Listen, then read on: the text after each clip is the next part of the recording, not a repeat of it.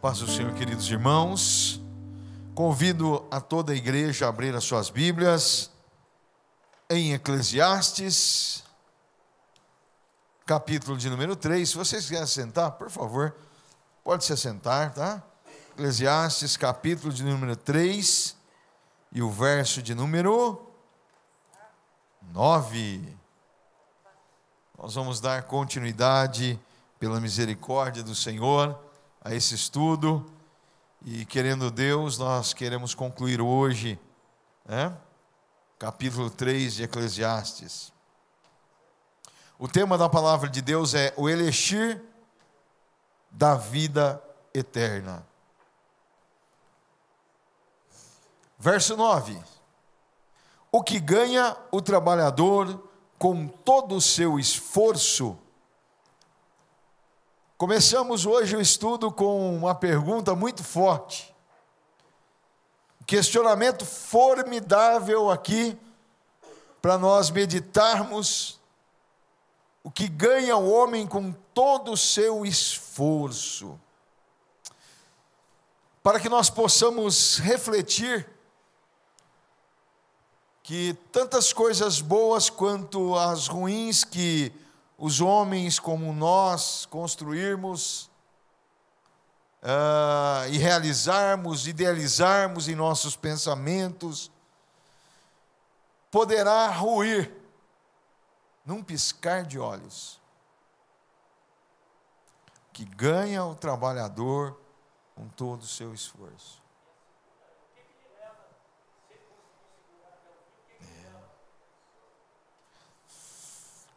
A Bíblia nos fala a respeito de um homem chamado Jó, e esse homem tinha de tudo. E a Bíblia nos diz em Jó, capítulo de número 3, versos 25 e 26: o que eu temia veio sobre mim, o que eu receava me aconteceu. Não tenho paz, nem tranquilidade, nem descanso, somente inquietação. Esse homem tinha de tudo: ouro, prata, tinha gado, tinha filhos, uma família bonita, próspera. Porém, aquilo que ele mais temia aconteceu. Da noite para o dia ele perdeu tudo. Família, bens, tudo ele perdeu. Não havia nada que ele pudesse fazer para reverter aquele quadro. E o engraçado é que era um homem que temia Deus, desviava-se do mal, oferecia sacrifícios pelos filhos que poderiam ter pecado, por ele, pela família, cuidava, e de repente, do nada, ele perde tudo e ainda fica enfermo. E eu te pergunto, o que ganha o trabalhador com todo o seu esforço? Aparentemente, nada. Mas Jó, irmãos, no capítulo 42 e verso 5, eu vou usar a Almeida Revista e Corrigida, ele diz assim: com o ouvir dos meus ouvidos ouvi, mas agora te veem os meus olhos. Nada realmente nesta vida é eterno. Aqui tudo que nós podemos construir poderá ser desfeito, poderá se ruir. Casamentos são desfeitos, famílias são desfeitas, negócios se acabam, reinos desaparecem, nações somem, tudo é efêmero. Mas apesar de tudo que esse homem passou, ele começou a ter novas experiências com Deus, e ele conheceu a Deus. Mesmo que ele havia perdido tudo, Deus teve condições de restituir novamente a ele tudo o que ele havia perdido. E além daquilo, muito mais. Agora, a Bíblia nos ensina onde deve estar o nosso foco. Porque o nosso foco não deve estar nas coisas terrenas e materiais. Olha o que Mateus 6, dos versos 19 ao 21, Jesus Cristo diz: não acumulem para vocês tesouros na terra, onde a traça e a ferrugem destroem, e onde os ladrões arrombam e furtam, mas acumulem para vocês tesouros no céu, onde a traça e a ferrugem não destrói, e onde os ladrões não arrombam nem furtam, pois onde estiver o seu tesouro, aí estará o seu coração. Ou seja, aqui nesta terra, por mais que você tenha bons pensamentos, boas ações, que você seja uma pessoa íntegra, tudo aqui pode ruir. Mas a Bíblia nos ensina onde nós devemos guardar o nosso tesouro, onde nós devemos acumular tesouros nos céus. Quer dizer, então, que se eu tiver dinheiro, se eu tiver um bom trabalho, várias empresas, se eu for um homem bem-sucedido de negócio, é pecado, pastor? Não. Desde que o teu coração não esteja no dinheiro. A Bíblia diz que a raiz de todo mal é o amor ao dinheiro. Primeira carta aos Timóteo. Eu esqueci o capítulo e o versículo, esqueci de anotar. Pois o amor ao dinheiro é a raiz de todos os males. Algumas pessoas, por cobiçarem o dinheiro, desviaram-se da fé e se atormentaram a si mesmas com muito sofrimento.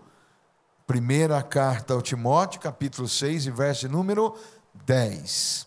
Hebreus 13 e 5 diz assim: conservem-se livres do amor ao dinheiro e contentem-se com o que vocês têm, porque Deus mesmo disse: nunca o deixarei e nunca o abandonarei. Ou seja, nesta terra tudo é passageiro, mas nós temos que acumular tesouros no céu. Se Deus te deu ouro e prata aqui na terra, amém, que o seu coração nunca esteja nestas coisas, que você não venha perder a sua salvação por causa do ouro e da prata, que você não venha se envolver com armadilhas que Satanás possa colocar por causa do ouro e da prata, porque muitos perdem a salvação por causa dessas armadilhas. Você quer ver uma armadilha que armaram? Foi para Abraão. Abraão, quando Ló foi levado cativo, houve uma guerra de 5 reis contra 4 reis, e os 5 reis perderam para os 4, e os que perderam, um deles era o rei da cidade de Sodoma, onde estava Ló. Ló foi levado cativo, e Abraão, com 318 dos seus homens, foram em busca ali, em socorro, e eles venceram aqueles 5 reis, aqueles 4 reis, aquilo que os outros 5 não tinham conquistado. Abraão, com seus 318, foram e conquistaram. Mas quando Abraão volta, o rei de Sodoma oferece para ele riqueza. Olha, pegue todo o ouro, só me deixe as pessoas. Ele disse assim: ó, não quero o teu ouro, não quero a tua prata, não quero as tuas pessoas, não. Eu não quero mais nenhum cordão, ou seja, mais nenhuma cinta eu quero da sua parte, para que você não diga que você enriqueceu a Abraão. E não preciso da bênção. Não preciso da bênção demoníaca, né? Porque era uma armadilha ali, certo? Você não precisa desses laços, meu irmão. Deixe que o Senhor cuida de você. Nunca o deixarei e nunca o abandonarei. Não pegue nada que não seja seu, nem um clipe sequer, irmão. Não aceite suborno. Não seja uma pessoa que tenha preço. O teu preço já foi pago na cruz do Calvário. Se você tiver que ficar rico nesta terra, vai ser com a bênção de Deus. Se não, meu irmão, A bênção do Senhor é quem te enriquece, é Ele quem cuida de você, e não vai faltar o pão, não vai faltar a água, não vai faltar a veste. O Senhor vai cuidar de você, e se você passar fome, você não vai morrer de fome, porque o Senhor vai te sustentar. Aleluia, glória a Deus. Provérbios 11, 23, 24 diz assim: o desejo do justo resulta em bem, a esperança dos ímpios em ira. Há quem dê generosamente e vê aumentar as suas riquezas, outros retêm o que deveriam dar e caem na pobreza. Generoso prosperará, quem dá alívio a outros, alívio receberá. Ou seja, na matemática humana, camarada, quanto mais ele tem, mais ele quer ter. Mais ele deseja o ouro e a prata. O servo e a serva de Deus, quando Deus começa a dar para ele, o que ele faz? Ele abre a mão, ele não retém, ele abençoa outras vidas, e ele prospera, e ele é abençoado. Aí no mundo, irmãos, nós vemos muitas pessoas fazerem doações enormes, mas a mídia fica sabendo de quanto ela doou, e ela sai nos holofotes, como se fosse uma pessoa boa, né? Mas o cristão, ele dá com uma mão e a outra mão não sabe o que a outra fez, e Deus abençoa. Deus abre as janelas dos céus, e Ele não sabe como, de onde aparece tantas bênçãos. Amém? Glória a Deus. Que nós não tenhamos o nosso coração no ouro, na prata, nas coisas terrenas, porque tudo isso é passageiro. Versos 10, 11 e 12. Tenho visto o fardo em que Deus impôs aos homens, e fez tudo apropriado ao seu tempo. Também pôs no coração do homem o anseio pela eternidade, e mesmo assim, este não consegue compreender inteiramente o que Deus fez. Descobri que não há nada melhor para o homem do que ser feliz e praticar o bem enquanto vive. Coisa linda, maravilhosa. Irmãos, vamos continuar entendendo aqui o projeto de Deus para as nossas vidas. Eu confesso a vocês que até ontem eu não entendi uma coisa. Eu gosto muito de história e eu gosto muito de ler assim a respeito. Hoje eu não leio tanto, mas já li muito quando era jovem, adolescente. Eu gostava de ler muito sobre as civilizações antigas. E uma coisa que me chamava muita atenção é que todos os reis, os faraós, os imperadores, as pessoas desejavam muito a vida eterna. Eles procuravam fazer de tudo para que pudessem ter uma vida prolongada. E você pode ver, por exemplo, alguns imperadores chineses chegavam a tomar até mercúrio, se envenenavam, esperando que o mercúrio fosse prolongar a sua vida. Quando nós vamos estudar na mitologia grega, lá existia também histórias do elixir da vida eterna, da fonte da vida eterna. E muitas civilizações, a gente vê o desespero das pessoas em viverem mais. E eu não entendia isso, mas lendo aqui a palavra de Deus eu entendi. Porque a Bíblia diz assim no verso 11, parte B: também pôs no coração do homem o anseio pela eternidade. Quem colocou isso no coração do homem? Deus. Deus colocou esse desejo para viver eternamente. Só que, irmãos, o que me magoa, o que entristece, eu sei que entristece a Deus, é que o homem, em vez de buscar em Deus a vida eterna, em Jesus Cristo, seu Filho amado, eles buscam em tantas coisas, menos onde poderia ser encontrado, naquilo que é óbvio, em Jesus Cristo. E parece, irmãos, que essa moda não acabou.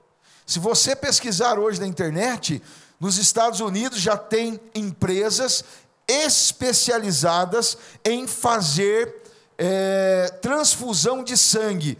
Jovens vão lá, doam o sangue, recebem para doar aquele sangue, e eles passam aquele sangue para pessoas mais velhas, mais idosas, que têm muito dinheiro, para que elas possam ter um sangue novo e renovar a sua vida e poder ter uma vitalidade melhor, desejando viver mais. E se paga caro para isso, viu? Depois vocês pesquisam lá e veem isso aí. Eu fiz um pouquinho, uma pesquisinha, assisti um videozinho ali, e a coisa é terrível. Todos estão na busca da vida eterna. Por quê? Porque Deus colocou esse anseio no coração do homem. Mas nós encontramos a vida eterna quando nós nos direcionamos a Jesus Cristo. O evangelista João, no capítulo número 36, 3 e 36, diz assim: quem crê no Filho tem a vida eterna, já quem rejeita o Filho não verá a vida, mas a ira de Deus permanece sobre ele. Ou seja, quem crê no Filho tem a vida eterna. Poxa vida, nós temos a vida eterna. Quanto nós pagamos por ela? Quanto nós investimos nela? Nada, Ele nos dá. Todo aquele que vai ao Senhor, Ele dá deliberadamente a vida eterna. Você creu que Jesus é o seu Salvador, você já tem a vida eterna. No mesmo Evangelho de João, capítulo 5, verso 24, diz assim: eu lhes asseguro, quem ouve a minha palavra e crê naquele que me enviou, tem a vida eterna e não será condenado, mas já passou da morte para a vida. Glória a Deus! Nós não precisamos de investir em congelamento no nosso corpo, nós não precisamos investir em tecnologias novas para viver mais, nós só precisamos de crer, porque quem crê tem a vida eterna. O homem é composto de alma, espírito e corpo, e este corpo aqui, ele vai se desfazer.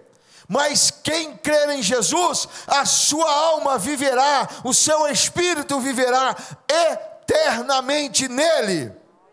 Nós estaremos ligados em Deus. Primeira epístola de João, capítulo de número 5 e verso 11, diz assim: e este é o testemunho, Deus nos deu a vida eterna, e esta vida está em seu Filho. Quem tem o Filho tem a vida. Quem não tem o Filho de Deus não tem a vida. Não adianta se congelar, não adianta fazer transfusão de sangue, não adianta fazer nada. Se não tiver Jesus, vai morrer. E a morte será a morte eterna. Separação de Deus, o Criador, para o sofrimento eterno. Tem um lugar preparado para quem não tem o Filho. Se Jesus é a vida eterna, o que nós estamos esperando para ir ter com Ele?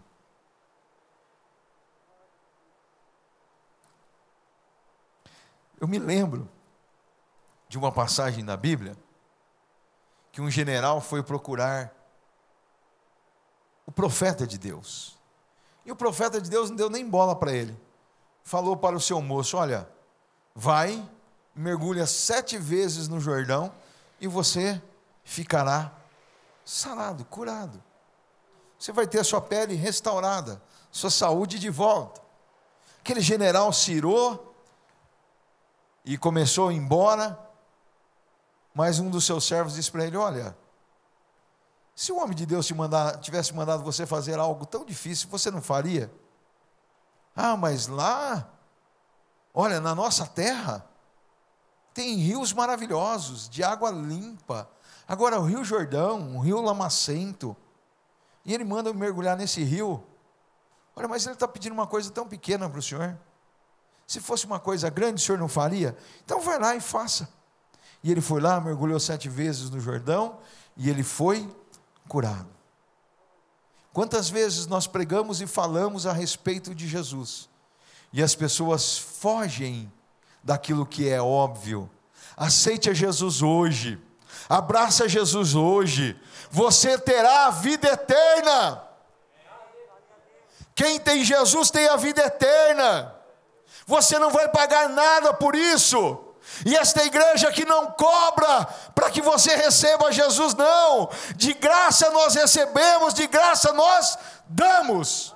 Amém. Receba Jesus Cristo, tenha a vida eterna. Hoje é noite de você se encontrar com Ele. Não vai pagar nada para isso.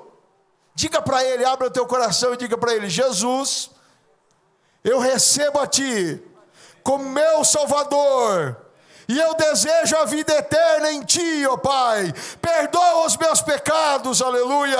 Jesus está te perdoando agora. Você tem a vida eterna nele, aleluia. Glória a Deus. Louvado seja o nome do Senhor.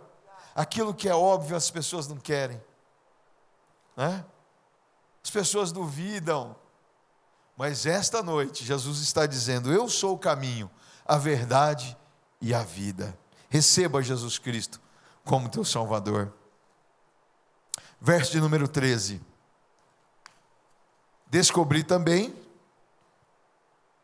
que poder comer e beber e ser recompensado pelo seu trabalho é um presente de Deus.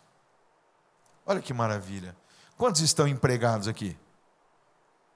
Quantos fizeram pelo menos uma refeição, duas, né? Pelo menos o café da manhã e o almoço aí. Quantos fizeram? Olha que maravilha. Vocês já foram presenteados. E aqueles que não fizeram nada hoje, não comeram nada, também já foi presenteado com fôlego de vida. Outros não puderam, mas você foi presenteado com fôlego de vida. Então, se nós podemos comer, beber, receber o nosso pagamento, ser recompensado, é um presente de Deus para as nossas vidas. Isso me remete a uma história de uma menininha que na época do Natal viu que a sua mamãe colocou vários presentes em volta da árvore. E ela não tinha dado nenhum presente para ninguém. Ela falou: nossa, a mamãe comprou um monte de presente e eu não dei nada para ela. No seu pensamento, né, de criança, tão simples e ingênuo, ela pegou uma caixa, procurou o papel mais bonito que ela encontrou e fez aquele embrulho, né? Vocês já viram embrulho de criança? Parece aquele embrulho de pão, né, quando você ia comprar pão na padaria, né? Na época de papel, né? Todo amassado, né? E colocou embaixo da árvore. Quando a mãe viu aquele presente lá embaixo da árvore, aquele papel amassado, ficou brava com a menina, gritou com a menina, e a menina disse para a mamãe, em prantos: mamãe, não é qualquer coisa, é o meu presente para você. Aí a mãe se acalmou, pegou aquele presente, desembrulhou, e quando ela abriu a caixa, não tinha nada. Mais uma vez a mãe surtou: você pegou esse papel, essa caixa para nada? E a menina em prantos: mamãe, eu enchi de beijinhos aí para você. A hora que você abriu a caixa, você recebeu todos os meus beijinhos. Aquela mãe entristecida pediu perdão à filha e abraçou e disse: que beijinho gostoso que saiu desta caixa. Deus te deu vários presentes nesse dia. Talvez você não tenha conseguido visualizar, porque você está tão atarefado. O primeiro presente que Deus te deu foi Jesus, seu Filho. Porque Ele olhou para nós e disse assim: eu amo tanto vocês. E se eu ficar apenas nas minhas palavras, vocês não vão acreditar. Mas eu vou dar o meu Filho por você. O primeiro presente que Deus te deu, da parte dele, assim, direta do Pai, foi o seu Filho. Depois a vida para você. E você chegou aqui nesse mundo e não conseguiu enxergar nada. Mas hoje, nessa noite, Deus está dizendo: olha, o presente que você está recebendo é meu, porque eu te amo. Eu te amo.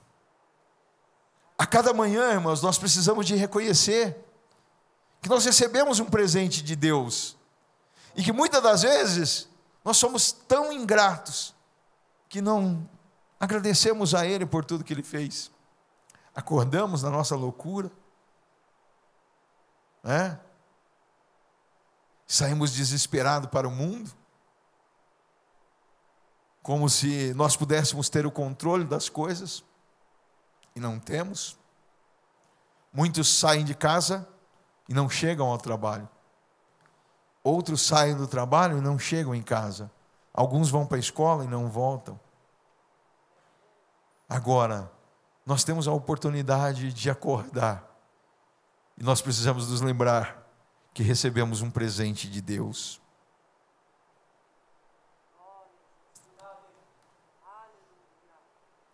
A gratidão é uma coisa que deve ser inerente da vida do cristão. Como foi o seu dia? Foi uma bênção. Foi um presente. Você está entendendo, meu irmão? Talvez Deus tenha enchido o seu dia de beijinhos e você não viu. Eu não sei o que Deus colocou no teu dia hoje, e talvez você não tenha enxergado as bênçãos que Ele colocou. Você só conseguiu enxergar as dificuldades, os problemas, as lutas. Mas que nós possamos acordar com uma nova visão. E quem sabe, antes de se deitar, eu espero que cada um de nós possamos dobrar os nossos joelhos e agradecer a Deus por todos os presentes que Ele nos deu nesse dia. E que a partir de hoje, nós possamos ter essa ideia de que nós temos um presente dado por Deus e que nós precisamos de ser gratos a Ele.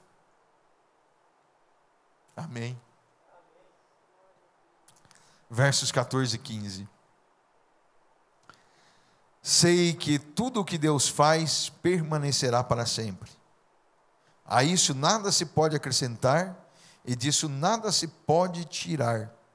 Deus assim faz para que os homens o temam. Aquilo que é, já foi. E o que será, já foi anteriormente. Deus investigará o passado. Irmãos, o universo que Deus criou, todas as coisas colocadas aqui por Ele, têm regras e foram feitas para durar. Duraram um tempo, né? Mas eu pude ver a passagem do cometa Halley. Eu tinha 18 anos quando o cometa Halley passou. Eu espero, quando eu tiver 18 com mais 72 anos, 76 anos, né? Que ele passa. Eu não me lembro, mas é de... Vamos supor, quando eu estiver lá com meus 92, 94 anos, é para o cometa Halley passar novamente. Eu espero poder vê-lo novamente, porque aquilo que Deus criou tem uma ordem e ela se cumpre. E Deus fez tudo isso para que os homens o temam, para que os homens creiam que Ele é Deus e Ele é soberano. E na sua palavra, no Salmo 19, esse é um dos salmos, né? Ou nós podemos ter milhares centenas aqui de versículos, de versos, que falam do que Deus fez, no livro de Jó, no Gênesis, né? A palavra de Deus nos diz assim: os céus declaram a glória de Deus, e o firmamento proclama a obra das suas mãos. Um dia fala disso ao outro dia, uma noite se revela a outra noite, sem discurso nem palavras, não se ouve a sua voz, mas a sua voz ressoa por toda a terra, e as suas palavras até os confins do mundo. Nos céus ele armou uma tenda para o sol, que é como um noivo que sai do seu aposento e se lança em sua carreira com a alegria de um herói. Sai de uma extremidade dos céus e faz o seu trajeto até a outra, nada escapa do seu calor. Ou seja, o sol nasce e se põe todos os dias, né? 24 horas e alguns minutinhos, né? Ele está completando ali. Por quê? Porque Deus determinou.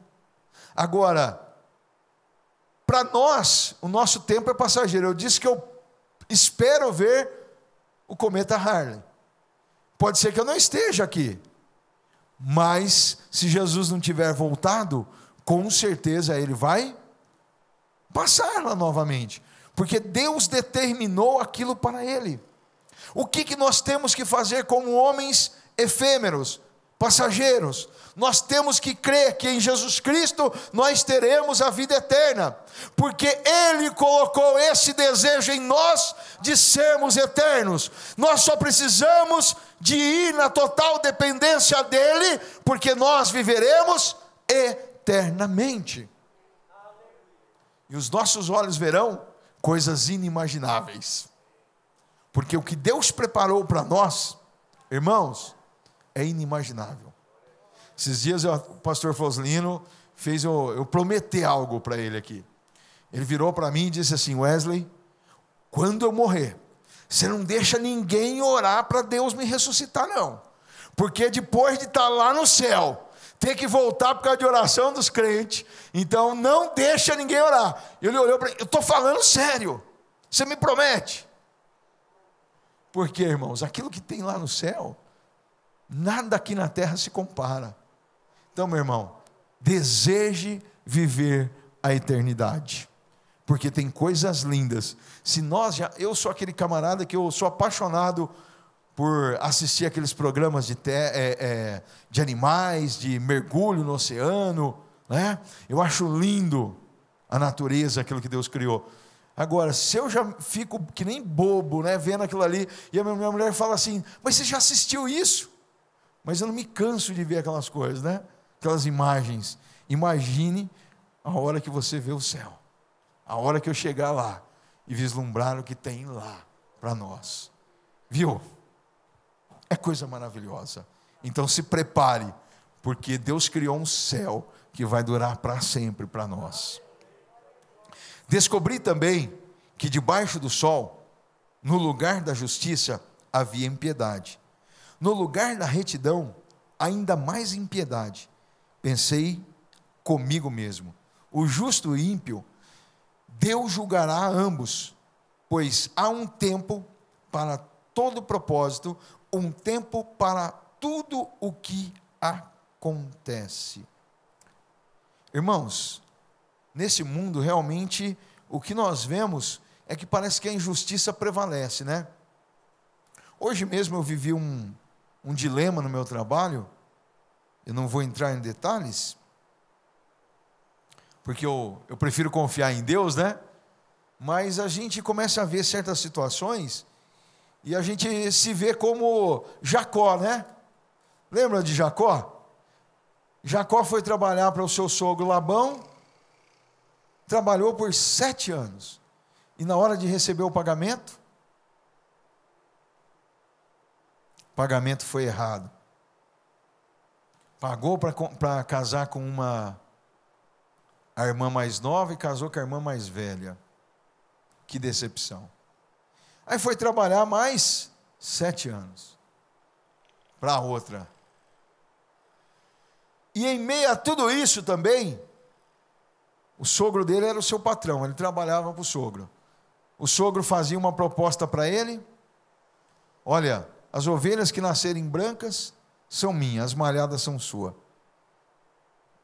E vinha uma nascendo só branca. Mas Deus deu uma estratégia para ele. Aí o sogro dele não se contentava, quando ele começava as malhadas nascerem. Olha, então agora a partir de agora as malhadas é minha e as brancas são suas.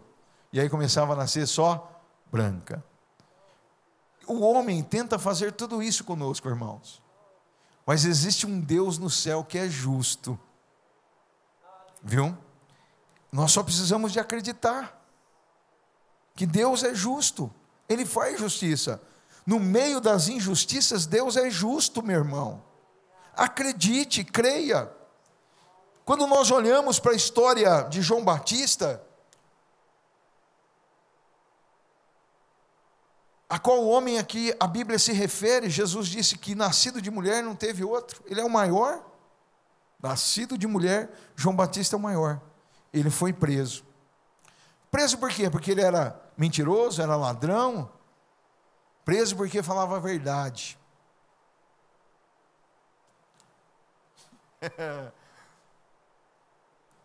E, passado alguns dias, ele foi solto, né, irmãos? João Batista foi solto e saiu feliz. Olha, Deus fez justiça para mim. Foi isso que aconteceu? Não. João Batista foi degolado, sua cabeça foi servida numa bandeja de prata. Onde está Deus?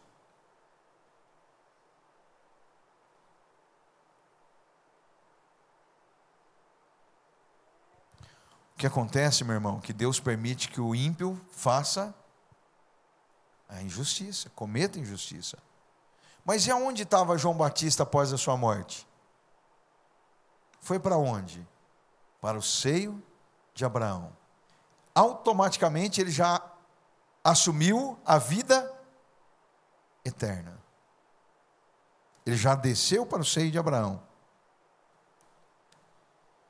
E assim nós vemos, irmãos, que muitas pessoas praticam injustiça, só que elas acham que Deus não está vendo, mas Deus vê tudo.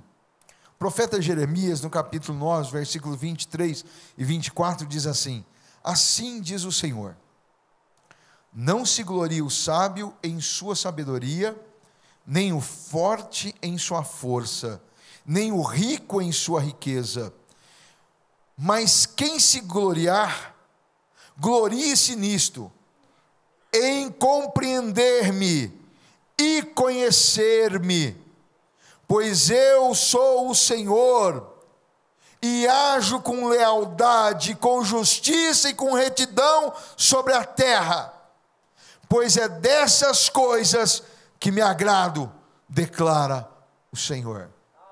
O homem pode até cometer injustiças, até contra o salvo, até contra o justo, mas Deus vai agir com retidão, Deus vai tratar com justiça, e isso para mim e para você, meu irmão, essa regra é para todos nós, porque não adianta vir na igreja também praticar injustiça e achar que, não, Deus é bom, Deus é misericordioso, Ele é justiça.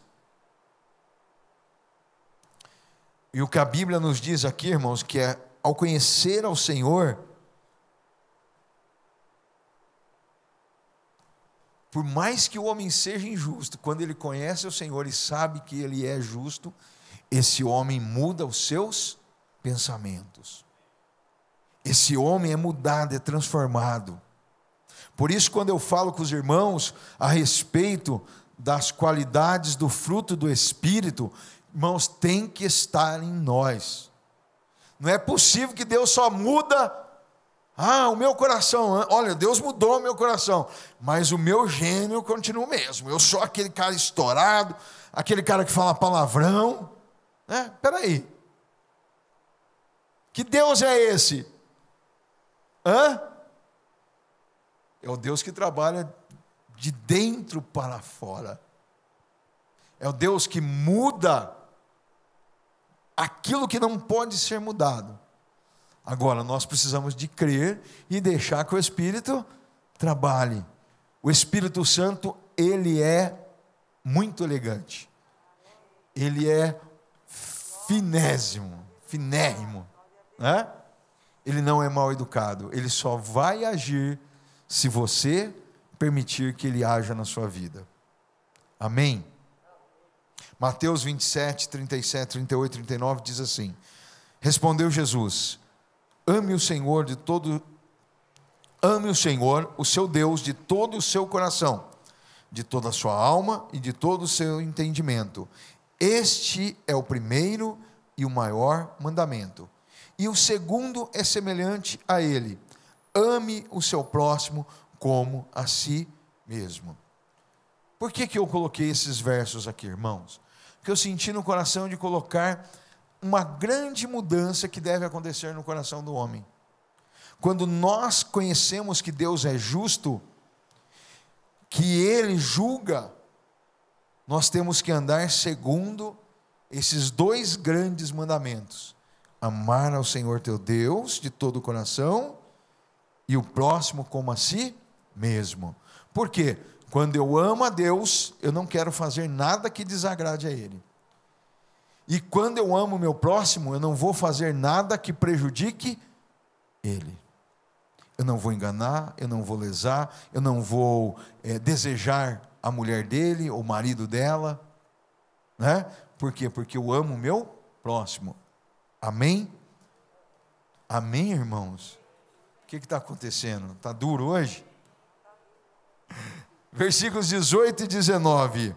Vou dar uma aceleradinha para nós concluirmos aqui, irmãos. Também pensei: Deus prova os homens para que vejam que são como os animais. O destino do homem é o mesmo do animal, o mesmo destino os aguarda. Assim como morre um, também morre o outro. Todos têm o mesmo fôlego de vida. O homem não tem vantagem alguma sobre o animal. Nada faz sentido. Irmãos, esses versículos aqui estão tratando do homem fisiológico, tá? Da fisiologia humana e dos animais. Ou seja, tanto o homem quanto o animal, quando eles morrem, eles vão deteriorar, eles vão desaparecer. Vai chegar um momento que, se passar anos ali, séculos, não vai ter mais nem ossos, né?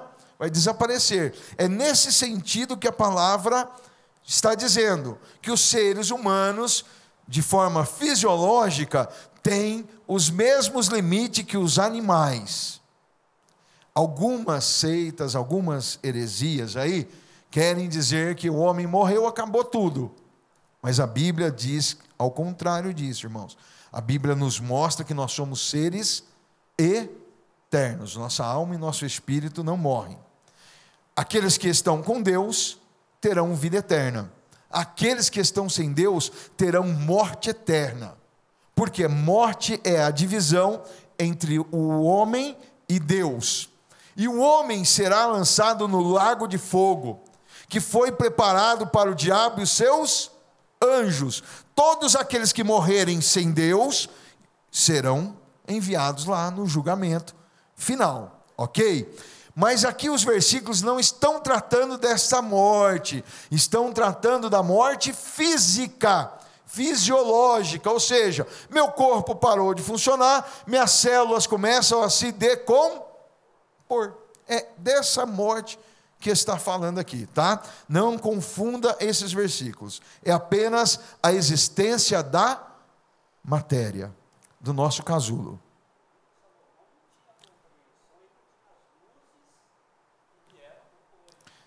Na verdade, irmãos, o que acontece? Nesse momento, aquilo que eu expliquei lá no primeiro capítulo, Salomão estava numa fase conturbada da vida dele. Mas se está aqui é para nós estudarmos, para compreensão nossa, para nós aplicarmos em nossa vida. Porque Deus não ia permitir com que coisas inúteis entrassem na sua palavra. Então nós temos que ter essa compreensão. Mas nós vamos estudar mais um pouquinho aqui, ó. Versículos 20, 21 e 22. Todos vão para o mesmo lugar, e vieram todos do pó, e ao pó retornarão. Quem pode dizer ao fôlego do homem sobre a altura, e se Quem pode dizer se o fôlego do homem sobe às alturas e se o fôlego do animal desce para a terra? Por isso concluí que não há nada melhor para o homem do que desfrutar do seu trabalho, porque esta é a sua recompensa. Pois quem poderá fazê-lo ver o que acontecerá depois de morto? Irmãos, mais uma vez, nós vamos entrar aqui nessa situação em que o homem e o animal é posto na sepultura. Morreram, seus corpos voltem ao pó, conforme diz a palavra de Deus. Mas Jesus conta uma parábola, eu não vou lê-la agora, mas em Lucas 16 e 19, a Bíblia nos deixa essa parábola tão maravilhosa, a respeito de dois homens, um rico e um pobre, Lázaro, e morreu o rico e morreu o mendigo pobre, e ambos foram sepultados, só que eles foram separados depois da morte. O rico foi para o Hades e Lázaro para o seio de Abraão. E ambos se viam. E o rico desejava que Lázaro o ajudasse. E pediu ali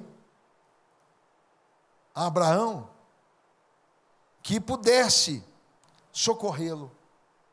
Mas ele foi bem claro: olha, não tem o que fazer aqui.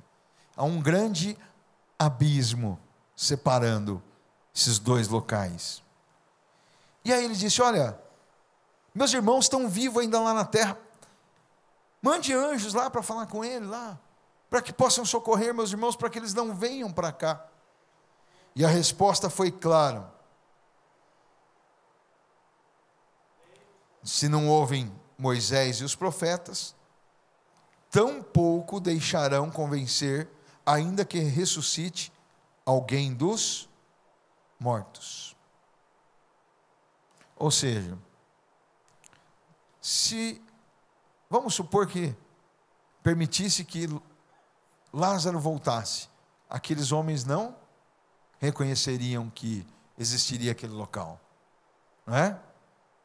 Ou seja, mais uma vez nós estamos numa situação em que nós precisamos de crer que a salvação está disponível para nós, que a vida eterna está bem na nossa frente. Nós só precisamos de receber a Jesus Cristo. A Bíblia nos diz claramente: quem crer e for batizado será salvo, quem não crer será condenado. Nós estamos aqui na terra falando todos os dias. A palavra de Deus está sendo distribuída na terra. Em quantos idiomas aí, Douglas? 107 idiomas. Só precisa de crer. Não tem desculpa. Jesus disse em João 11:25, disse-lhes Jesus: eu sou a ressurreição e a vida. Aquele que crê em mim, ainda que esteja morto, ou ainda que morra, viverá. Só precisa do homem crer. O Espírito Santo de Deus diz: eis que estou à porta e bato. Deus nos convida todos os dias. Eu tenho certeza que as pessoas estão sendo inundadas de mensagens, de palavras, pelo WhatsApp, pelo Facebook, de amigos no trabalho. Elas precisam de crer para que sejam salvas e recebam a vida eterna. Porque o caminho é Jesus. E por talvez ser tão fácil, as pessoas duvidem. Mas graças a Deus que nós podemos entender e recebemos a Jesus Cristo como nosso Salvador.